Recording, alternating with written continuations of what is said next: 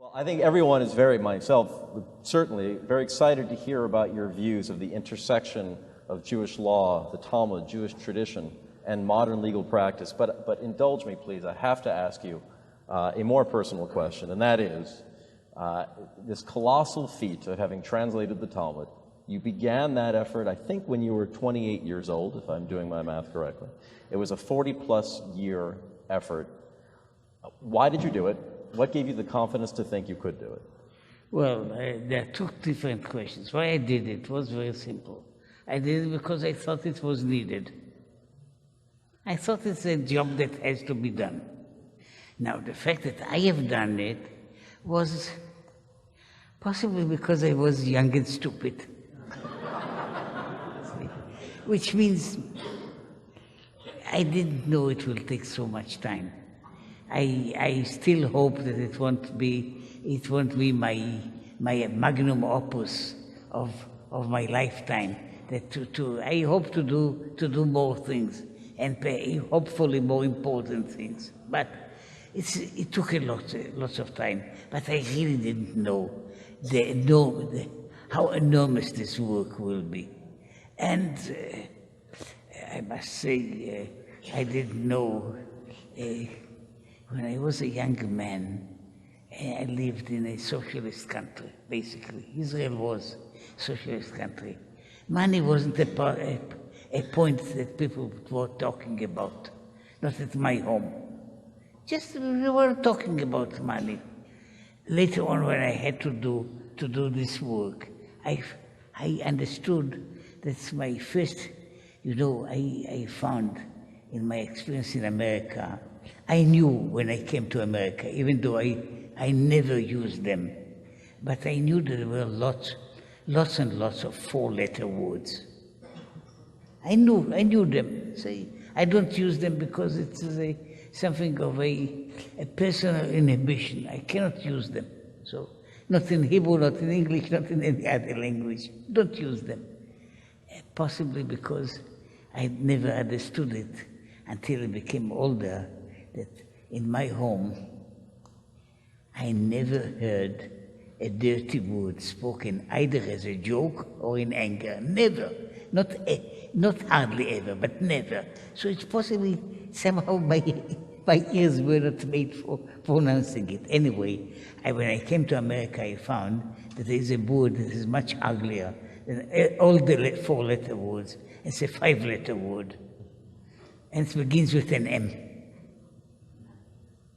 So you know this word. It's usual people. But anyway, it was also a hardship to find it, to gather it, to get it. It took also time, which I didn't consider at the beginning. Okay, so you have now a full answer, almost. All right, thank you. Well, let's jump into the topic of the day.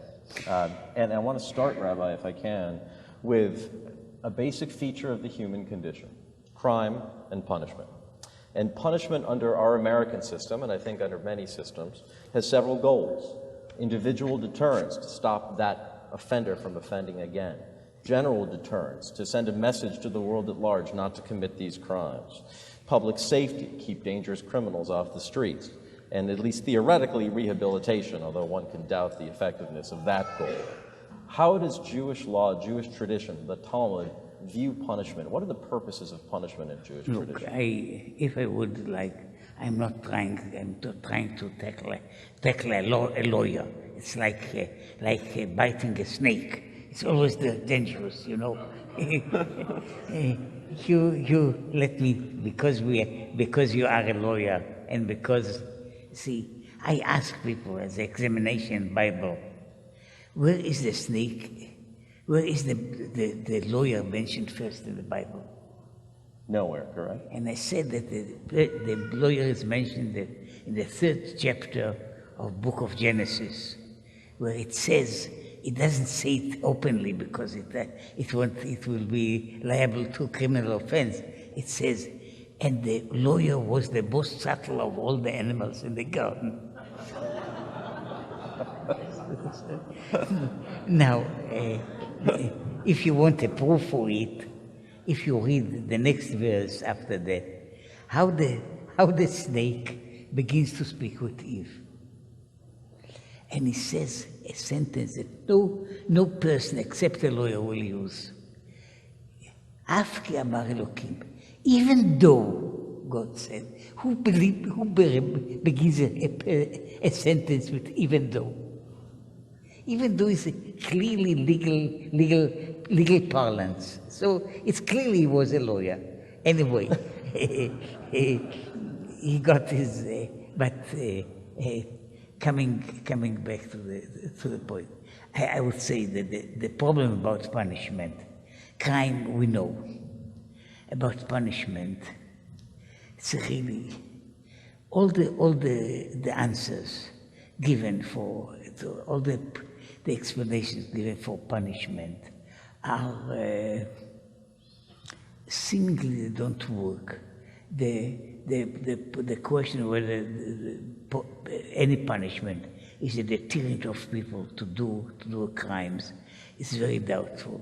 It's very well known, a story about in England when they used to hang felons in public, and it was everybody came, especially ladies.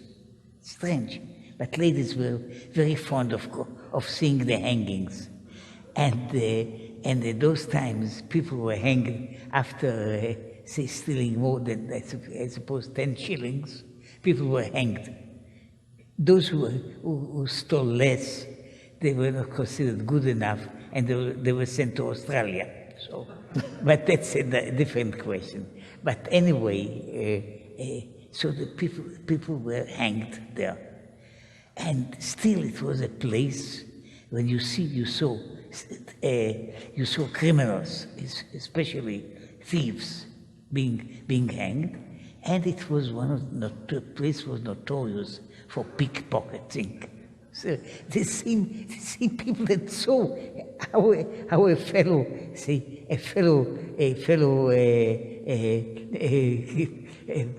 tradesman is being hanged for it, and they were to steal pocket. So it seems that it doesn't work. By the way, also now the rehabilitation is how to say. If you meet these places, there are of course exceptions, but usually when you send into a prison a small criminal, he gets their education and refinement and expertise, so he gets out a bigger criminal. That is almost true in almost all cases. Sorry, there are exceptions, but usually that's the way. Now about making a point of it, which is again, it's not clear what you are making. You didn't mention one thing, which is, I think, the Jewish law. It's not Talmudic law, but seems there are 2 points in which the Jewish law, in a way, speaks about it, because Jewish law is usually not in the Bible and not in the Talmud. Is not usually given to give explanations. You get laws, and the laws are not given explanations. It is because of so and such. I can go and explain this thing why there are no explanations, but that's not the point. The point is that there are not usually no explanations, but still there is a notion about punishment. That one notion there is I would say a notion that is not popular today. It's vengeance. Punishment is vengeance. Vengeance of one private person on a private person, of society on other people. This is as good an answer as any of the answers that I hear see in legal parlance about it. It may not be popular, but it's vengeance. And if you are human beings, I suppose you are here, all of you human beings. You see, when you get kicked, or when you get slapped, or when you get offended, there may be, yet you are, as theoretical Christians are supposed to do, to give that second cheek. No, there are very few Christians do it, practically. More Jews did it than Christians, for all kinds of reasons, but usually the first the first emotion is not to give you the second cheek. The first emotion is, if somebody slapped you, at least slap him twice. And about offense, about other things, which is, vengeance is a very real, true feeling that people have it, whether they want it or not. But so it is a part of it, and the problem is, in general, speaking in general, what is the punishment is not a kind, is not for achieving a special reason, but just for I would say, doing the act of vengeance against people. Even though I would say the Bible and other books, other Jewish books also speak about it in a different way, especially when they speak about death punishment and so on. They say that a living criminal is abomination. A living criminal is something despicable. A living criminal is something that defiles the land he lives in. So you can't allow something like this to survive. It's not because you want to change society. The question is, look, if punishments were given for people just because they not to encourage other people to do so, or especially because they encourage other people. Just imagine somebody killed his mother-in-law. So, Rabbi, what do you say? Is it how many mothers-in-law do you have? Usually only one. So why should be given the death penalty? But I'm saying the notion is not because it's a deterrent, but it is the notion there is something, so to say, impossible about crime in the world. So you have to wipe it out. So in one way or another. Now, incidentally, the Jewish law didn't basically, I mean, there are details about it, didn't have a punishment of prison, never. I mean, there was only, people were kept detained until they were judged. But there was prison as a punishment. They didn't consider it not fair, not good, not helpful to anything. That's just by the way. They were flogging people, but not otherwise. Yes? So we spoke about vengeance and you spoke about hangings. So that does lead me to a question about the death penalty. We know that the death penalty is provided for in Jewish law. Is there a notion of cruel and unusual punishment? And let me tell you how this is such a current subject. It's always a current subject, but only in the last couple of weeks. There was an execution in Arizona in which the defendant was given a lethal injection. It took 90 minutes to take effect. He was apparently in evident pain. It required 15 repeat injections.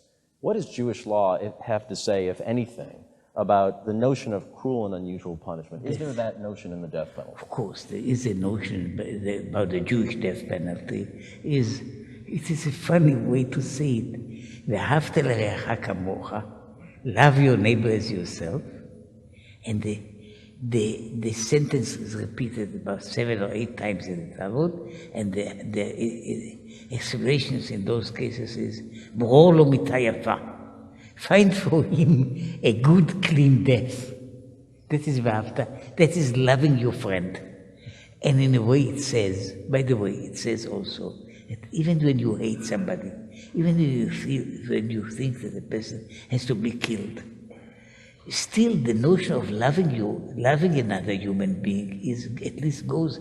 If you kill him, you should do it in the nicest, easiest way that the law provides. So that is the now.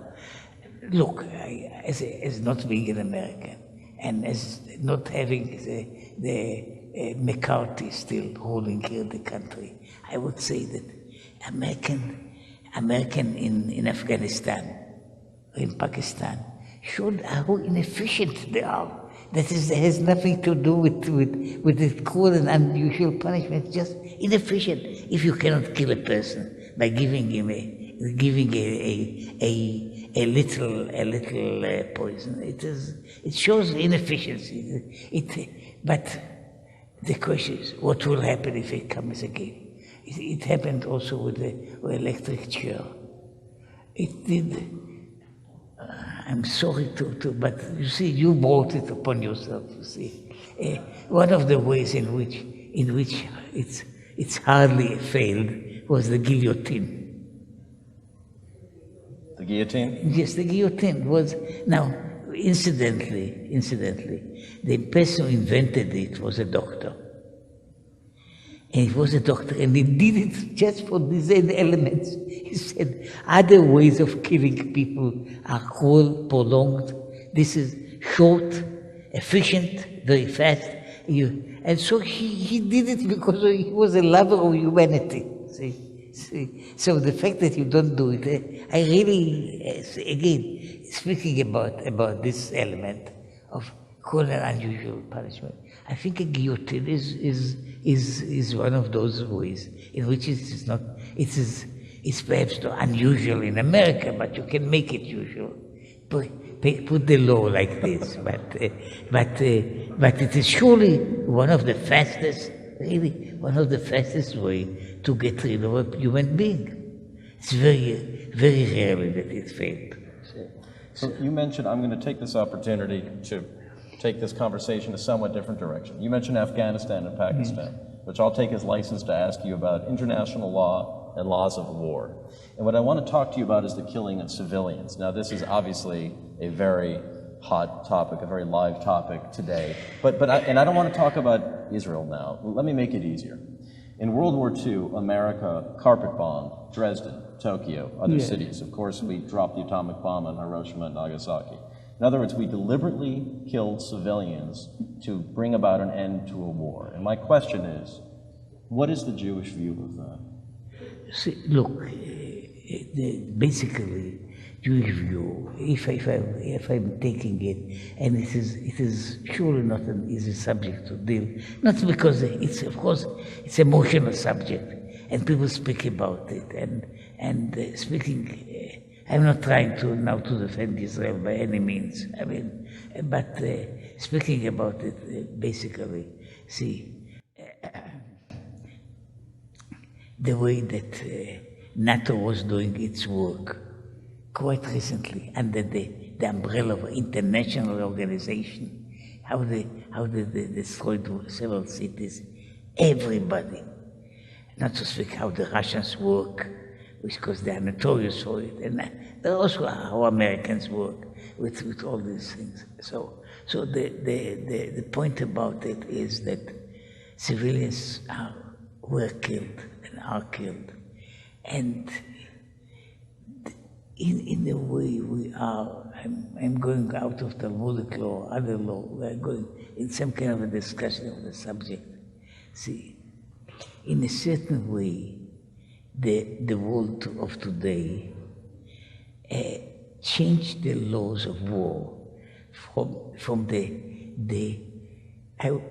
let me put it this way, from the enlightened way of doing war in the Middle Ages to the more modern way, which is far more cruel, perhaps more efficient, because for a long time, war was something that happened between people, men mostly, making war on each other. So civilians were exempt from being killed, whether it was useful or not useful, because war was, you may call it was perhaps a manly game. There were also women that were occupied in this thing. I don't think it's just men because of the hormones.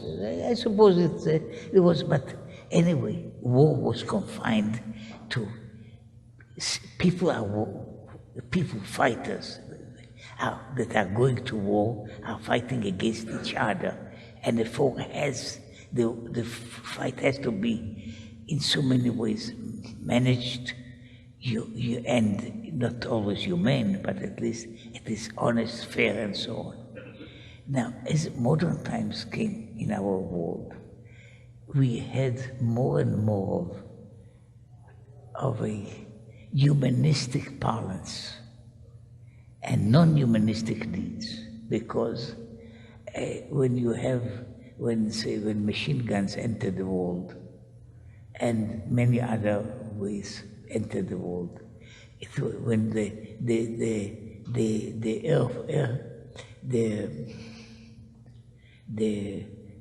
war by planes and by air fight entered into the world, there was a basic change in which the war became a total experience. War is no longer a matter of one champion fighting another champion. It's no longer like this. David and Goliath fighting, they were, you send your champion, we send our champion. The one that wins is a winner. That's it. Very nice, very human, very advanced. Say, just imagine that America would do it against another country, but it's no longer that, because war became less chivalrous. There are no notion of honor in war. So war became something that is total. Now, total war means in one way or another, it depends on how you do it, directly or indirectly, but civilians are killed. And are there any limitations on the killing of civilians that we can draw from our tradition? You see, our tradition, basically, when it means with fighting. So fighting is, again, it's between men that are fighting. That's fighting. Now, what happened to civilians as civilians, or to people who are not involved in the war? So they can be captured, they can be sent, so they can be sold to slavery and so on. But basically, they are immune from being killed. Incidentally, let me just add, Islam as a religion is far better than the way it is practiced, because Islam as a religion also doesn't accept killing of children of women and women, never. So what happens today is what I call they became modernized and westernized, because basically, as if they would code to their own tradition, they wouldn't do what they are doing today. And this whole notion of what they are doing today, I mean, the terror, and with all forms of terror, which is, I know it's surely not nice to say it, but it is a great part of it in the world now. Terror is done by Muslims, mostly against other Muslims. They don't really care about that. It's again against the Muslim law, but they don't care really about the Muslim law. They are what I call. See, there is a certain kind of a movement of reformation of Islam. Once you killed only men, now you are reformed and you make equality. So you kill also women, and if you can, you kill also children or unborn children. But I'm saying that's a part of the thing. So basically, war not Jewish war, not other war. War was a confined thing that was done. Now it's a different thing, which is we are doing it because we do what is useful, and what is useful is sometimes if you destroy, let's say, if you destroy in a certain, if you have a way of destroying certain professions, that would be more efficient than killing soldiers. So let me ask you this, if you'd like some water. Yes, I will take some if there is. The last speaker in one of the sessions that just preceded us was about medical ethics and told an interesting, or gave an interesting lesson of the physician, the Israeli medic, who must, under Jewish tradition, risk his life to save the soldier on the battlefield. Even though he's putting his own life at risk, because the morale of the Israeli army, the morale of an entire war effort, depends on every soldier's understanding that his life will be saved. Now, war raises all sorts of difficult questions and dilemmas. Recently, we've seen exchanges of hostages for soldiers.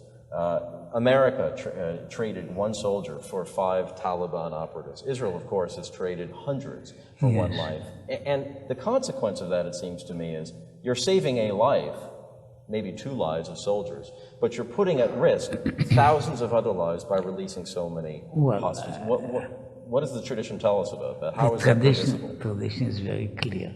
Tradition doesn't permit it. That's the point. Look, I don't have, what can I say? In here you are polite people.